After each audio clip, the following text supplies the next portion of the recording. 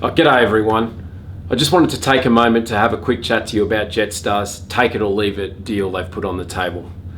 Firstly, this shows total disrespect for you and the hard work you've been doing over so many years on behalf of this company. Let's make one thing clear. Jetstar came to the last meeting, rejected all your key claims, inserted their claims that they wanted in, put a hard copy document on the table, said we're going to put this out to vote, and walked out of the room. At all times, the TWU has been willing to sit down and talk in good faith. It was Jetstar who walked away. I urge you not to support this agreement, and here's a couple of the reasons why. Firstly, some workers are still only guaranteed 20 hours a week.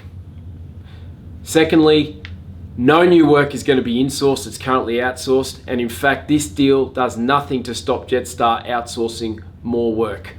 We need a deal that gives you job security and gives you first priority at any extra hours before it's outsourced to exploited labour hire such as Swissport. I want to tell you about a few of the hidden nasties that I've noticed Jetstar has swept under the carpet over the last few days. Firstly, your redundancy is capped at 52 weeks. I think that's completely disrespectful for those of you that have worked so hard to build this company from scratch to what it is today. And should the worst happen, you shouldn't be the ones to suffer with a capped redundancy after how you've built this company. Secondly, you can be demoted without warning and without consultation, and you can be demoted permanently. Make no mistake about that. And finally, personal leave is going to be much harder to take under this agreement. If you take more than 3 days of personal leave under this agreement, then you've got to provide a medical certificate on every occasion you do in order to be paid. That's a pretty onerous obligation. I want to quickly say something about the wages.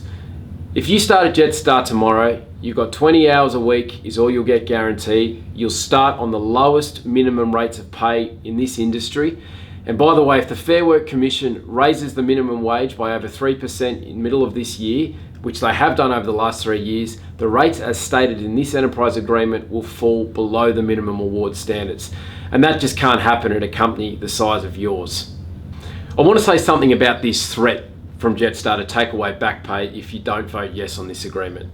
Firstly, let's remember, it was you guys that made the difficult but responsible decision to freeze your wages for 18 months while the company was in trouble a few years ago. This company is now making $1.3 billion in profit. But what does Jetstar do when you try and better your wages and conditions? They say, if you don't vote yes for this agreement, we're going to freeze your wages for at least another 12 months.